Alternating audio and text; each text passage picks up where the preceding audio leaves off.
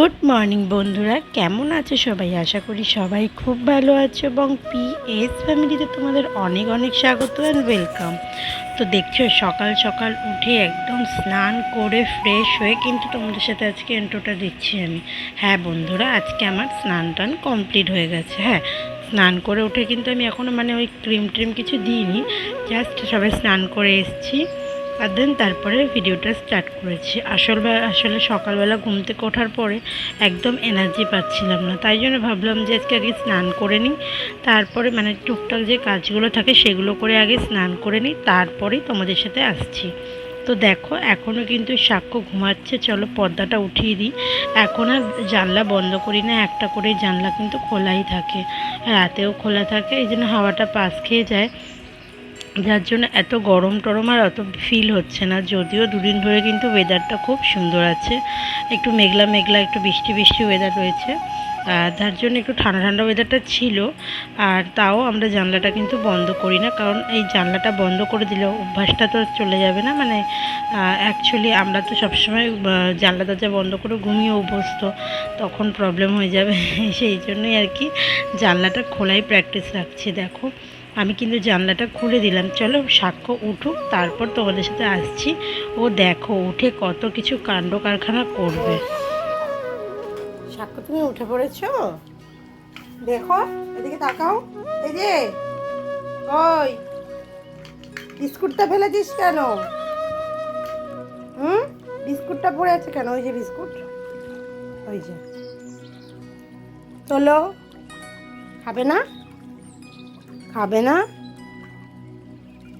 খেতে হবে না, যাও। দেখলে কেমন, সাক্ষ্য কিন্তু এখন ঘুম থেকে ওঠার পর ওর একটা হ্যাবিট হয়ে গেছে, একটা করে বিস্কুট ওকে দিতে হবে, না হলে ওর ঘুম ভাঙবে না। আমরা শুনেছিলাম বেড টি হয়, কিন্তু আমার ছেলের বেলা একদম পাল্টে গেল ইতিহাসের চ্যাপ্টারটা, এখন বেড বিস্কিট হয়ে গেছে। তো দেখো আজকে ওয়েদারটা জাস্ট দেখো, আমার তো এত ভালো লাগছিল ওয়েদারটা দেখে, এত সুন্দর হাওয়া দিচ্ছিল, মনে হচ্ছে শুধু ঘুমাই শুধু ঘুমাই। তোমরা জানো আমি আজকে কখন ঘুম থেকে উঠেছি? 9টার সময়। আসল কথা আমার ঘুমটাই ভাঙছিল না, আর যাবতীয় ধরে আমার শরীরটা একটু ভালো না, একটু প্রবলেম হচ্ছে, সেটা আমি বলতে পারছি না কারোর সাথে। তো দেন এই জন্যই আরও আমি ঠিকঠাক ভিডিওটা আপলোড দিতে পারছি না, আর সব কিছুতেই একটু সমস্যা হয়ে যাচ্ছে, তার জন্য সবাইকে এক্সট্রিমলি সরি।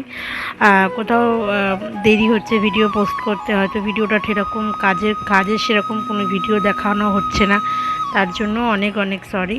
তো যাই হোক, তো সাক্ষ্য দেখলেই আমি সাক্ষ্যর সাথে একটু গল্প করে নিলাম। তো চলো বিছনাটা গুছিয়ে নিই। তো দেখো আমার বিছনাটা কমপ্লিট হয়ে গেছে গোছানো, এখন কিন্তু 11টা বাজে। আমি কিন্তু এখনও সাক্ষ্যকেও খাওয়াতে পারিনি আর নিজেও কিছু খাইনি, তো তারপর কিন্তু ওকে খাইয়ে টাইয়েই চা খাচ্ছি। এখন কিন্তু 11:30 মতন বাজে। ও কিন্তু আজকে দুধ রুটি খেয়েছে, দুধ রুটি খাওয়ার পর দেখো আমরা চা খাচ্ছিলাম, ও চা নিতে চলে এসছে। আর এদিকে এবার দাদু আমার কাকা শ্বশুর এখান থেকে যাচ্ছিল, ওকে নেয়নি বলে ওর জাস্ট মুখটা দেখো, দেখলে ওকে আমার কাকু যদি নিচে আসে, ওকে যদি না নেয় তো ওর হালটা ঠিক এরকম হয়, আবার ও বকা দেবে। দেখো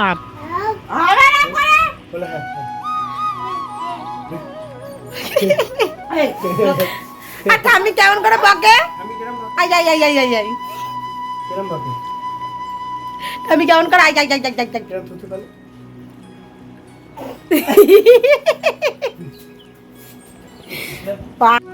শত কষ্ট শত জ্বালা ব্যথা থাকলেও কিন্তু আমার মুখে সবসময় হাসিটা থাকে, শুধুমাত্র আমার ছেলের জন্য। ওর জন্য যেন আমার কখনোই শরীরের ভেতরে কোনো কষ্ট মনে হয় ফিল হয় না। আর এখানে বুঝতেই পারছো যে কিন্তু আমি এখন আর দিনের বেলা ভিডিওটা করছি না, কারণ ভিডিওটা কিন্তু বাবু ধরে দিচ্ছে। এখন কিন্তু একদম সন্ধে হয়ে গেছে আর আমরা কিন্তু একটু বেরাবো, এই জন্য সাক্ষ্যকে রেডি করছি। কোথায় যাচ্ছি না যাচ্ছি অবশ্যই তোমাদের সাথে বলবো, তাই জন্য ভিডিওটা পুরোটা তোমাদের দেখতে হবে। আজকে যাচ্ছি আমার ছেলের ধর্ম মা বাবার বাড়িতে। আসলে আমার ছেলে যখন বাপতিস্ম হয়েছিল তখন ওর ধর্ম মা বাবা হয়েছিল হচ্ছে বাবুর অফিসেরই একটা কলিগ, একটা দাদা বৌদি, ওনাদের মেয়ের জন্মদিন, ওনার মেয়ের আজকে 2 বছরের জন্মদিন। তো সকাল থেকে আমি ভেবেছিলাম যাব না, কারণ ওই বললাম শরীরটা ঠিক লাগছিল না, কিন্তু দেন আমি না গেলে আবার একটা প্রশ্ন উঠবে হ্যানা ত্যানা, এই জন্য ভাবলাম চলো যাই। তো এই জন্য ছেলেকে রেডি করে নিলাম। ওকে কিন্তু আমি খাইয়ে দিয়েছি, ভাত টাত খাইয়েই আবার বেরোচ্ছি। তো তার আগে বাবা যেহেতু এসেছিলো এই জন্য একটু ও ঘুরে এলো বাবার সাথে, আর আমি রেডি হয়ে নিলাম। আমার তো যেতে ইচ্ছা হচ্ছিল না, তাও চলো যেতেই হবে, কেন ওটাও তো আমার মেয়েরই মতন। আর আমার ছেলের বয়সী 1 বছরের বড় ছোট, মানে ও 2 বছর, আমার ছেলের ধরো এখন 1.5 বছর। তো যাই হোক, এই জন্যই আর কি আরও গেলাম, বাচ্চা মানুষ, ওর জন্য আমার ভালো লাগে। আর ওর জন্য একটা গিফট কেনা হয়েছিল, সেটা নিয়েই গেলাম। আর দেখো আমরা কিন্তু বকবক করতে করতে চলেও এসেছি, খুব একটা দূরে না, দুর্গানগরেরই ভেতরের দিকে একটু। তো দেখো আমরা যাচ্ছি, যাওয়ার পরে শুধু দেখো ওদের একটুখানি মুখের কি বলে,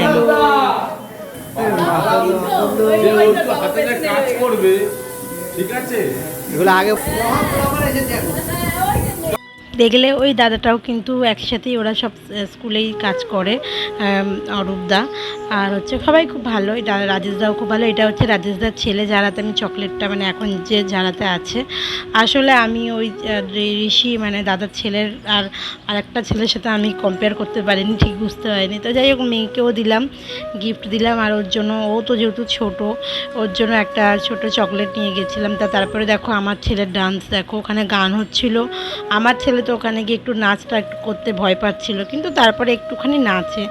তো গানটা তো আমাকে মিউট করতেই হবে, কারণ নাহলে তো কপিরাইট পড়বে, সেই জন্য আমি গানের বদলে ভয়েসটা দিচ্ছিলাম। তো আমার ছেলে এখানে কিন্তু খুব আনন্দ করেছে। আমি ভেবেছিলাম ভয় পাবে, কারণ হয়তো ওইখানে গেছে 2-3 বার গেছে, কিন্তু যখনই গিয়েছিল মানে তখন এরকমও দাঁড়াতে পারে না। তখন যখন ও এসেছিল তখন বোধহয় প্রায় মানে বসতে পারে, আর সেই সময় গিয়েছিল। আর ওই যে কিন্তু রাজেশদার মেয়ে, ওই যে হলুদ রঙের ড্রেসটা পরে আছে।